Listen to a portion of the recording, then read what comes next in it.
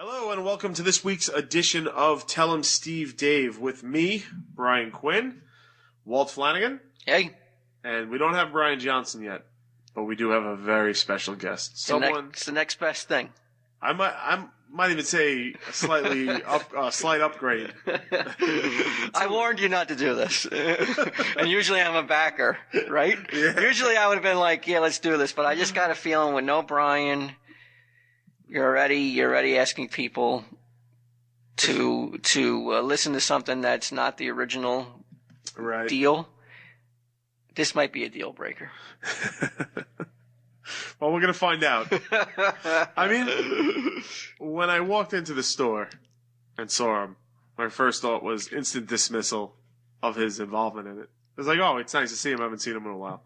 But then he started telling a story that I was like, it has to be shared. Let's not build it up as like it's the Holocaust or it's a story of stories. Right. This isn't Frank 3. No, this ain't Ponce de Leon finding the Fountain of Youth. This is some loon fucking wandering around the woods who finds a bottle dump. Right. All right, people. Well, if you haven't guessed already.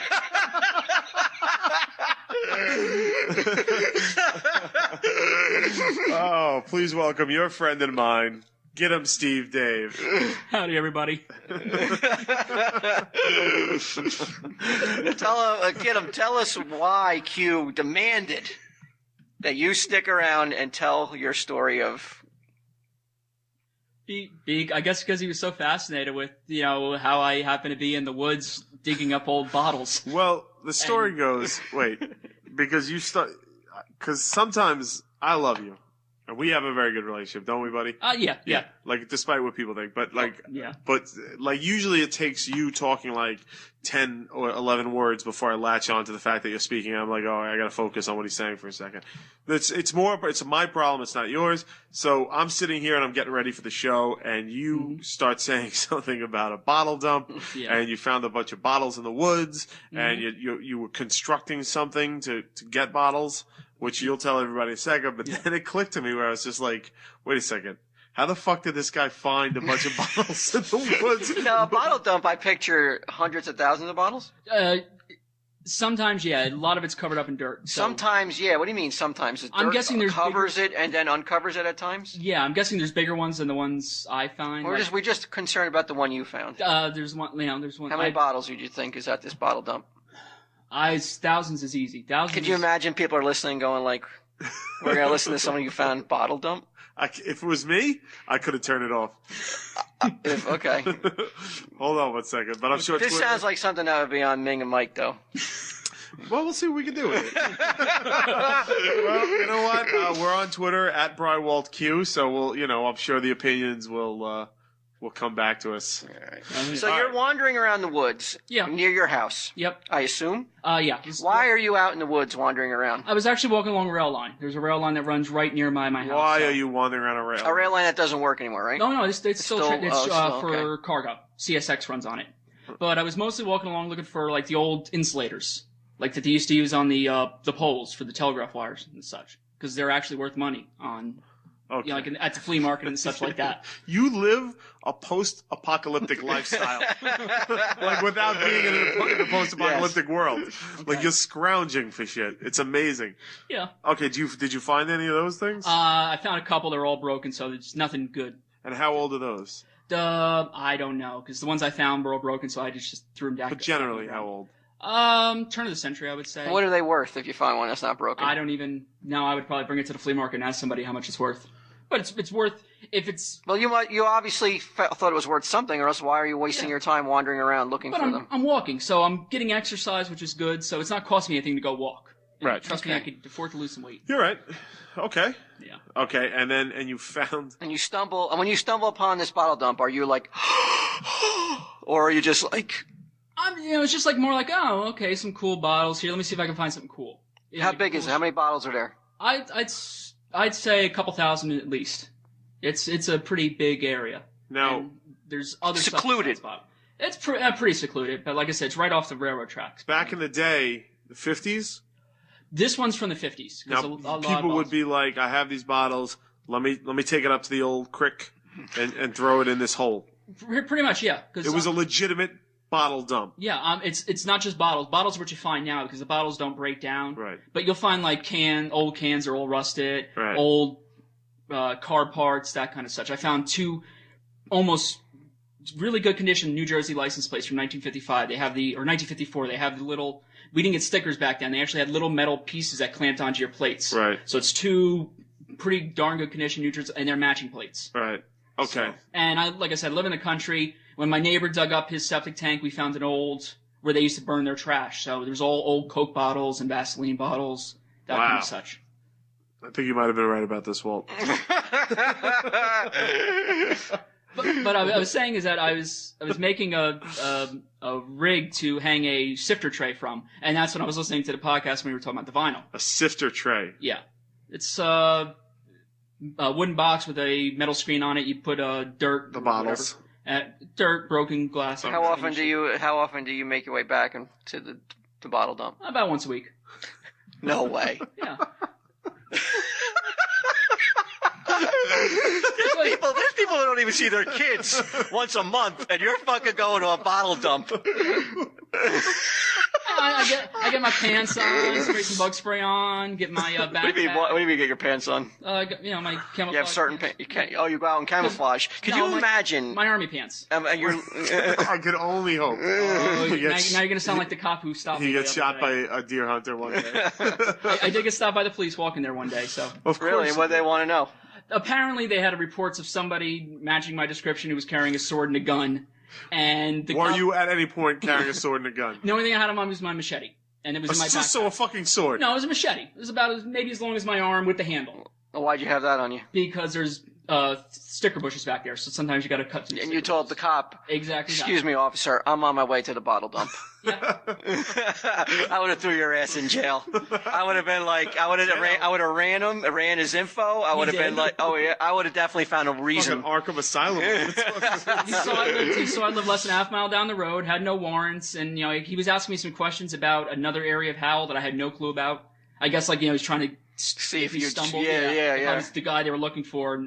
Oh, you don't think you were the guy with the machete? Oh, no, he said machete. He said a sword and a gun. I don't have a gun, so definitely wasn't me. So were you worried though that maybe when you got to the dump that you would look up and see your doppelganger sitting there with a fucking sword and a machete? What the fuck are you doing here? This is my bottle dump. This is my bottle dump. Now I'm actually going to be scared of that. You weren't scared of that when the police drove away, and you're like, well, you're not the guy with the machete and the gun. No. Or the sword and the gun. So, okay, Git'em, have a good day. Cops called Git'em. And you still made your way, like, whistling your way down the trail, down to the bottle dump. You weren't worried about the guy with the gun and the machete. No, or the sword. What's the chance 2 people with machetes are going to meet up on a trail? I mean... Well, the cop did say there was somebody in the area, though. But he said he had a sword. But where he was describing is all the way on the other side of Howell, so I'm guessing that's where somebody was walking. Okay. But I was right near the train tracks. So. Nothing to worry about, is what you're saying. Now I'm a little worried, but I try to keep one ear open when I'm digging. Scavenging. Yeah. Yeah. All right, so now you're digging through half a century worth of trash. Tell us, because I'm on the edge of my seat, and I'm sure everybody listening is. Did you find anything good? Any bottles? Oh yeah, found a lot. Old Coke bottles are with the lid with the capsule on it. Bottled in Asbury Park. How much are they worth? I don't know, right? At least $2-3 each. Let's say. At least to who? To bottle collectors, people who like Asbury Park because it's Coke. Right. So and there's a healthy market for this. You can turn around quick and move these. Oh yeah, move them. Yeah, I bet you can go down to a flea market and set up a table. And there are people who actually just sell bottles at the flea market. There's tables of just old bottles that they dig up. You would probably at the bottle dump. They had different bottle dumps. Sometimes, Do you keep now? Is this a secret that you're like? Now you're like, fuck. Maybe I shouldn't have told anybody about this. My bottle dump. Do you have a treasure map? Actually, to the bottle dump. He's just like an old miner. Actually, there's bottles in them there hills. There's bottles under them there hills. A couple times I have been at the bottle dump. I met somebody I actually know from the flea market. So that's where this is So he knows about it. This is like gasoline though. Eventually. Yeah. There's no new bottles coming there, so eventually they're all going to be gone, right? And there are a lot of them are broken. It's a precious resource. Because people step on, and sometimes you take a step and it's finite too, man. It is. What you go once a week? What's bottle night for you? What day is bottle day? It depends. It's got to be a good night. I have a couple hours to kill. Well, what day is usually? Is it a Friday? Is it a weekend? I mean, is every day a weekend for you? It sounds like it. Maybe sometimes Thursdays. Thursdays bottle. I know we go to the flea market. Right. Do you like is bottle day like, okay, I got to get stuff done before I go over to the bottle? There's bottle like, no, I got to go there first. Then I'll take care of my. Got to feed the horses, then maybe I'll go down to the bottle dump, get all my stuff. It's like a treat. I would say yeah. Because then I got to come home and clean them up. So it's. Okay. Any other questions? I mean, you could just get a job at Hot Topic and make more money than you do like digging through the woods and shit. I bet you could sell that at a place like Etsy. It's like retro, vintage, gobbledygook, and people buy it. I mean, there's some the cobalt blue bottles, the really deep blue bottles, like Phillips Milk and Magnesia came in them. Right. And those are real. They look nice. Okay. Light comes through them. You occasionally find a couple of them still intact. Right. So I found one lighter, but it wasn't a Zippo. I was upset. Yeah. Yeah, almost, buddy. Yeah. Almost. A couple razors. Never give up, though. No. Loses. Give up. So tomorrow is Thursday. We're recording this Wednesday, so you are tied up tomorrow, I assume, right? I might be, depending on the weather. If it's going to rain, I'm not going to go out there because it's. What? Now, like, how many weeks in a row, or how many times have you been to the bottle dump? 7 or 8 total. 7 or 8 total. Like, I can't imagine, though, when you go back tomorrow, it being any different than the fucking first time, though. You're digging. So do you mark off spots? You can tell where I dig. And there's been somebody else digging there as well. Oh, that's got to piss you off, right? Yeah, poacher. So. He's poaching. Yeah. Right.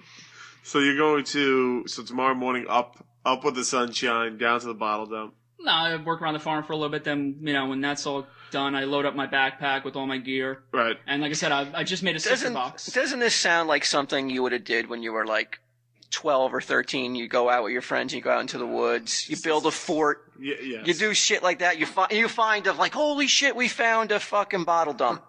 When you're in your 30s. Right. I mean, I would hope you were only looking for a place to fucking end it all.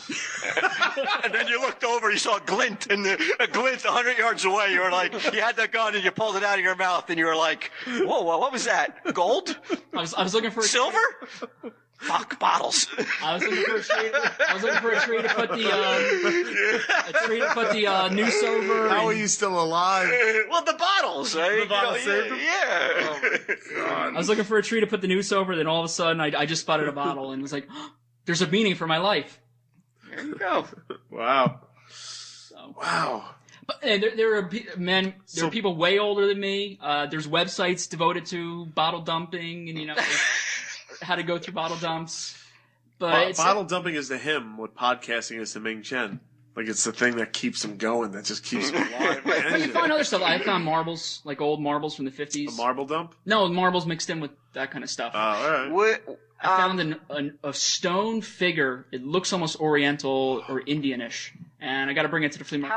How many hours will you spend at the bottle dump? On a good day. 2, 3. Can you imagine 3 hours at a dump?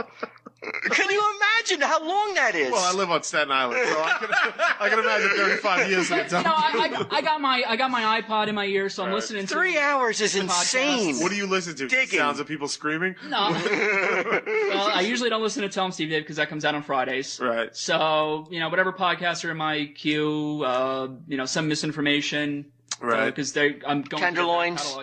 Tenderloins podcast, yes, because I love listening to Sal. Yeah.